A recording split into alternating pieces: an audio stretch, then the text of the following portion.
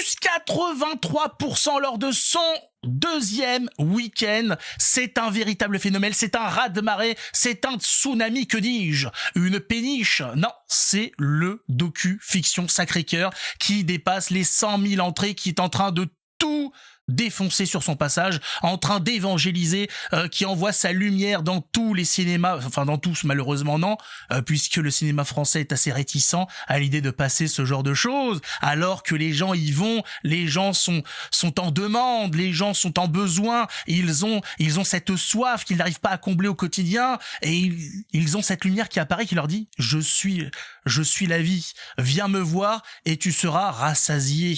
Malheureusement, la réponse n'y est pas de la part des cinémas, mais ça n'empêche pas les gens de se démerder pour trouver une salle qui diffuse le docu Sacré-Cœur. Mettez un pouce, abonnez-vous, on regarde ça de plus près. Alors, le docu-fiction Sacré-Cœur a franchi le cap des 100 000 entrées au terme de son deuxième week-end au cinéma. Dans une période où le cinéma français va très très mal, nous avons des chiffres en perte sur la fréquentation des salles de cinéma ces dernières années. Ça va très très très très très mal. Les films français peinent à faire 10 000, 20 000, 50 000 entrées, alors même que des millions d'euros sont déversés dans ces films par le contribuable, etc.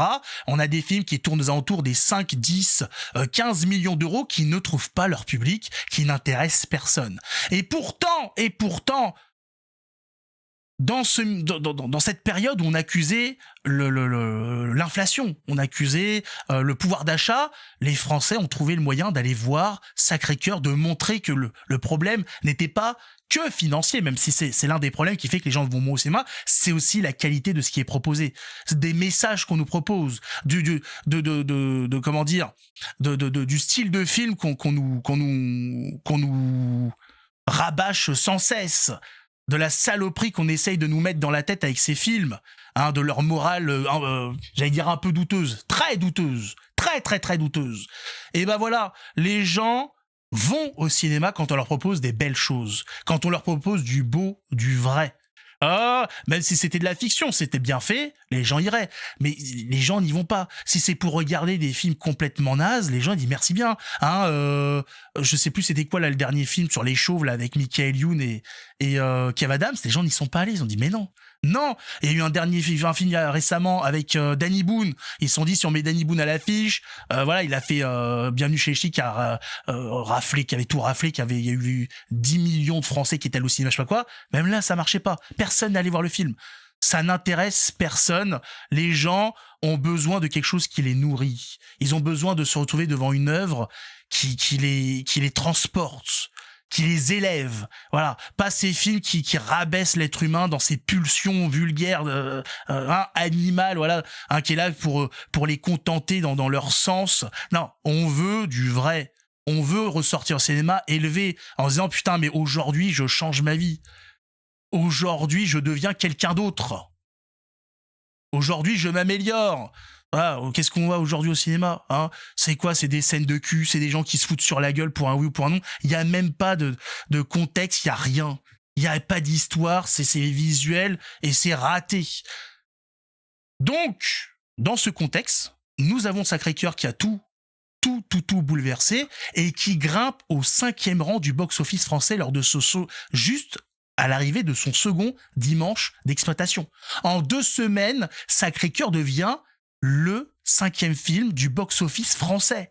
Qu'est-ce qu'il vous faut de plus pour comprendre le message? Qu'est-ce qu'il vous faut de plus pour comprendre ce qui est demandé par les Français?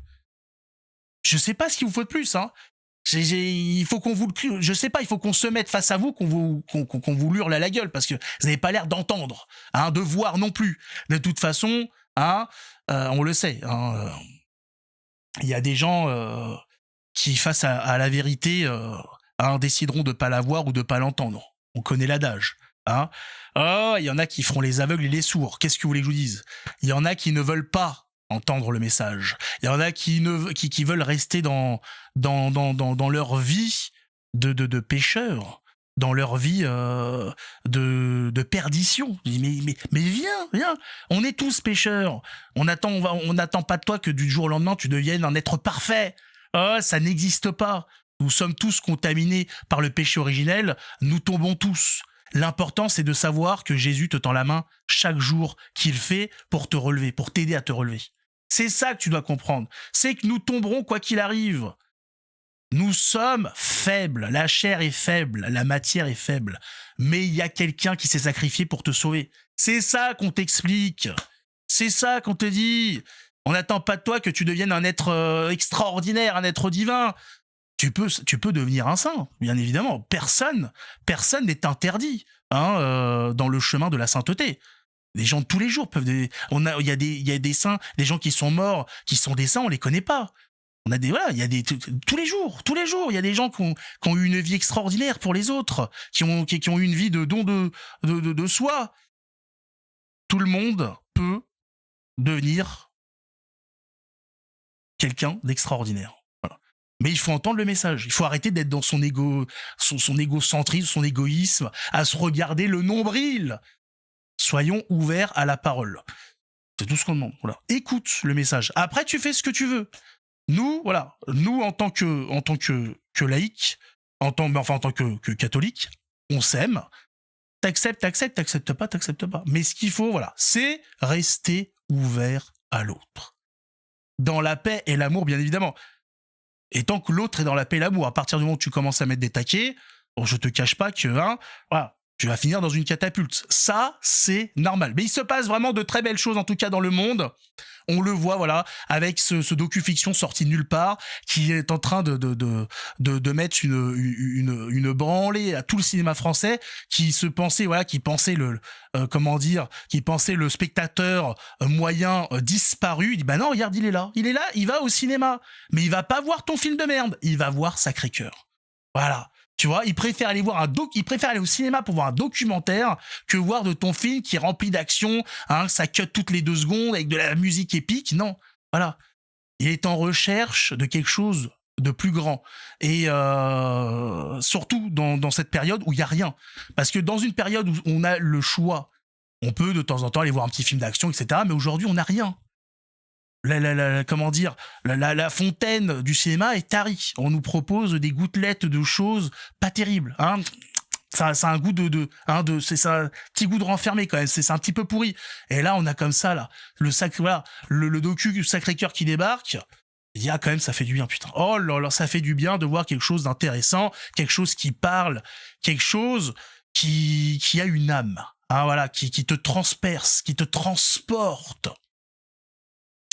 Et ça leur met bien des béquilles dans la gueule à ces gens qui pensaient tout comprendre du cinéma, tout comprendre de ce que voulaient voir les Français et qui se retrouvent le cul par terre en disant merde, et c'est ça qu'ils veulent voir les gens.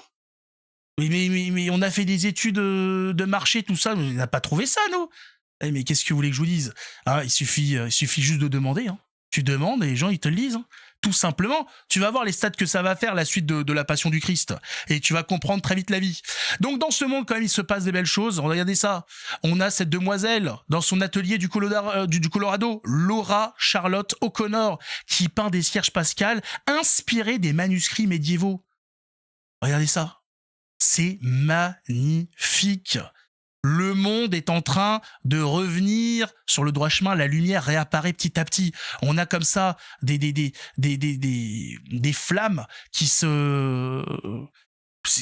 se réaniment, mais qui s'allument, qui s'illuminent comme ça d'un petit peu de partout. Le monde retrouve un petit peu de lumière. Alors c'est dispatché, mais il se passe quelque chose. Contrairement à ce que nous avait annoncé, avec la perte de la foi mondiale, on nous a annoncé dans les statistiques que les chrétiens allaient être de moins en moins nombreux. D'un coup, on a un revirement. On a les pèlerinages qui sont complets, on a les baptêmes qui sont en hausse, même si malheureusement, c'est pas assez du côté des enfants. Il y a une hausse chez les adultes, mais chez les enfants, je crois pas encore. Il y a quelque chose. Il y a un réveil qui est en train de se passer. Des belles choses. On a des hommes qui entreprennent des choses extraordinaires. Dans l'Eure, une association se mobilise pour rouvrir au public la chapelle de Bethléem. Est-ce que les gens étaient au courant que dans l'Eure, il y avait la chapelle de Bethléem? Et que en plus, dans cette chapelle construite au XVIe siècle, dans le Val d'Aisé, donc dans l'Eure, l'édifice abrite une réplique de la crypte où est né le Christ. Est-ce que les gens personne n'est au courant? Je dis, mais comment c'est possible? Comment c'est possible que personne ne soit au courant? Eh ben, nous avons une association qui se mobilise pour réouvrir tout ça au public, que ce soit réparé, remis en état et qu'on puisse tous profiter de ce lieu incroyable. Il se passe des choses. C'est pas étonnant qu'en face de nous, on ait de plus en plus d'actes antichrétiens, qu'on ait de plus en plus de vandalisme, parce que Satan est en train de s'énerver. Satan perd patience. Il commence à en avoir marre de ce réveil qui est en train de se mettre en place. Il est en train de se chier dessus. Il faut le dire concrètement. Voilà, hein, il a des torsions testiculaires, il a une irritation de l'anus. Ça va très mal pour lui. Il y a des choses quand même un petit peu moins joviales dans tout ce qui se passe, mais c'est quand même ça confirme au moins que les choses avancent. Moi, j'avais eu un doute. Je me dis c'est bizarre quand même, mais on m'a dit non, mais c'est fait et c'était annoncé effectivement. Et finalement, c'est plus annoncé puisque la suite du film La Passion du Christ ne sera pas avec Jim Caviezel dans le rôle de Jésus. Et moi, je trouvais ça... Moi, c'est pour ça, au début, quand on m'a dit il va y avoir une suite, j'ai dit, ils vont changer d'acteur. Puisque on nous explique que quand Jésus revient, les gens ne le reconnaissent pas tout de suite. Ils disent, attends, mais... Il me dit quelque chose sans me dire quelque chose, c'est bizarre. J'ai dit, voilà, va falloir trouver quelqu'un. Jésus passe dans un autre stade. C'est un genre de transformation, voilà, Super Saiyan 4. Et je trouvais ça bizarre. Et donc, je sais pas comment ça s'est passé. Est-ce que c'était prévu de base? Est-ce que ça a été changé suite au calendrier de chacun, etc. Ou à une maison, ouais, peut-être ils se sont embrouillés, on sait pas. En tout cas, ce ne sera pas Jim Caviezel qui jouera le rôle de Jésus dans la suite. Ce sera quelqu'un d'autre qui est pour le moment prévu pour 2027, je le rappelle, en 2 volets. Pour ceux qui en voulaient, là vous aurez, voilà, il y en a 2 fois plus que prévu. 2 films sont prévus pour faire suite à La Passion du Christ.